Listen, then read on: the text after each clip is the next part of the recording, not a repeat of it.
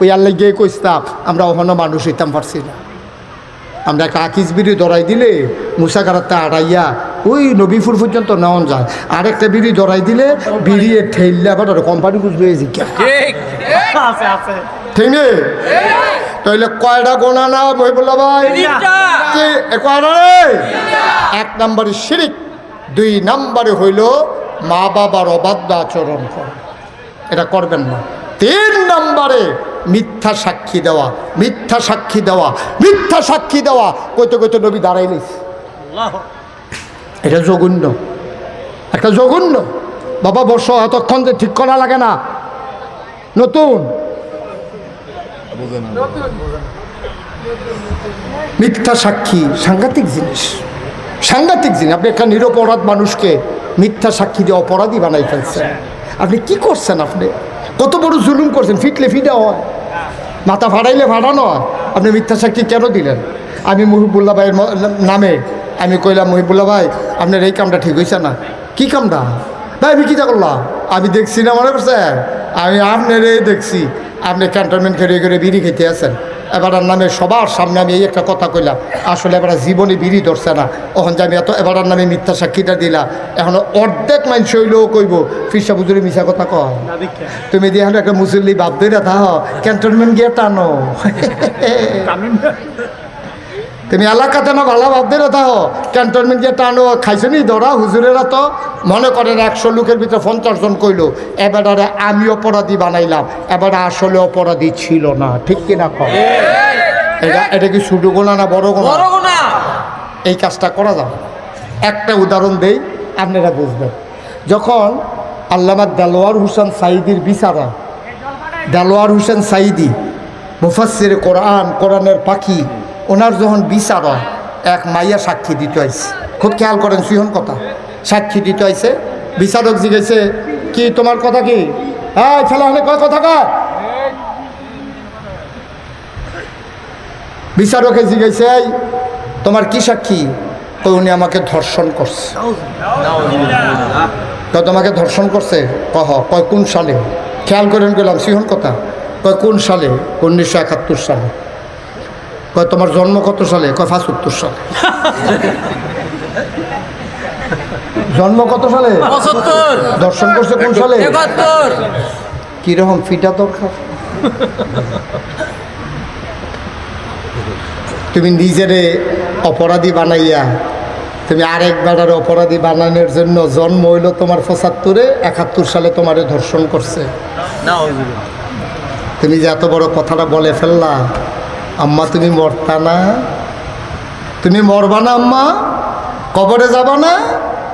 গ্রামের ভিতরে কিছু কমন সাক্ষী পাওয়া যায়, ঘটনার সময় হেতে তাহে না, তারে খালি কুদ্দুরা 2 লাইন কইয়া দিবেন, তোর একটা সাক্ষী লাগলো। তারপর কি তা কয় ফিটাফিট হয়েছে? সরষে বাহিরে আমি বুঝাইয়া কয় 5000 হইল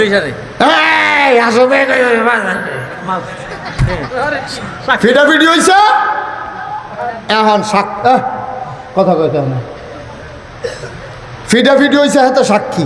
তে আসিল মুরাদনগর মুসাকারা ফিটাফিটি হয়েছে টেবিলে সাক্ষী। কয়টা টেহা দিছে তারে, মুরগা সালুন দিয়ে ভাত খাওয়াইছে, 500 টাকা নোট দিছে, তে সাক্ষী।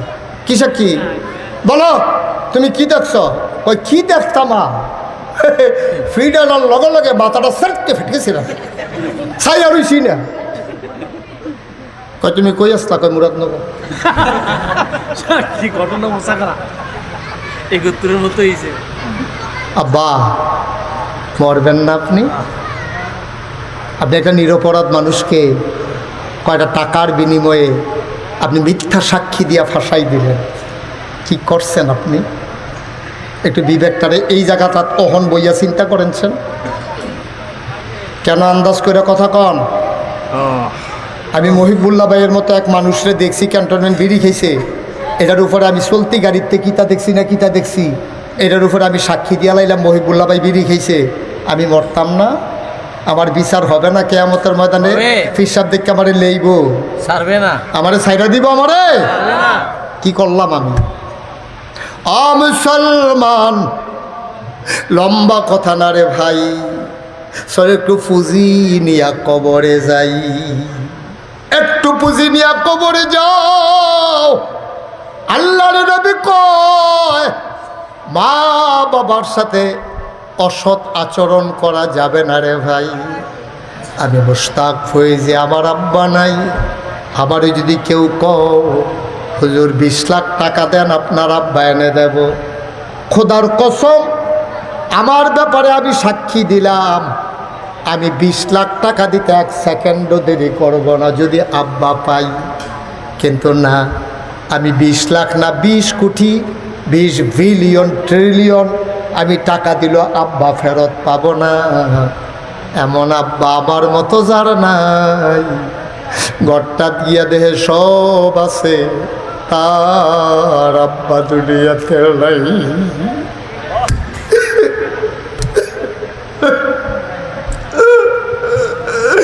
তুমি ঘরে গিয়ে দেখো সব আছে, আব্বা নাই।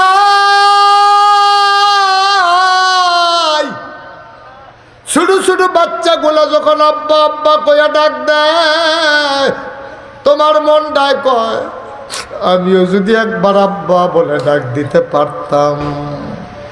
আব্বা তো নাই, ডাক দিবা কেমনে? ওই আব্বা যার কবরে শোয়াইছো, ওই আম্মা যার কবরে শোয়াইছো, তোমার মা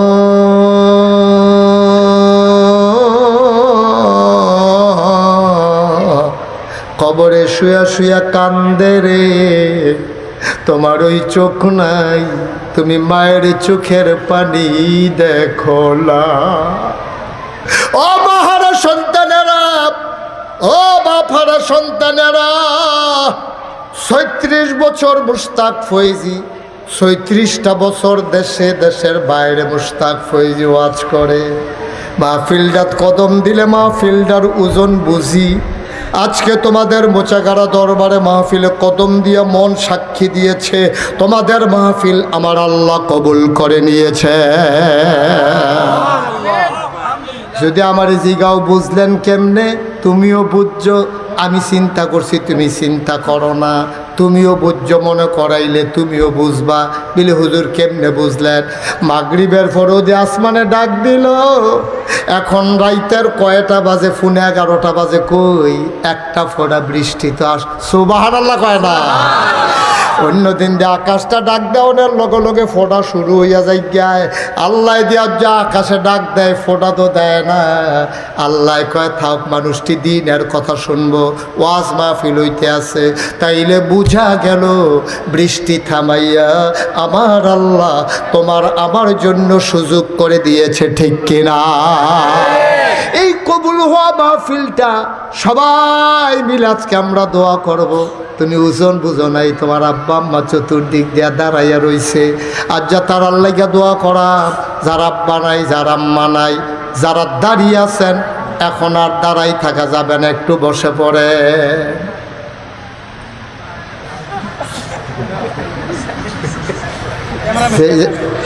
কি ম্যাম? ক্যামেরাতে যেই একটা পজিশন লেগেছে, ডরে আমি ডাক দিচ্ছি না। তুই যেই একটা বাপ দুইটা বাড়িস, মনে হয় যেন ওয়ারেন্ট অফিসার মনে যাচ্ছে অন্যরকম।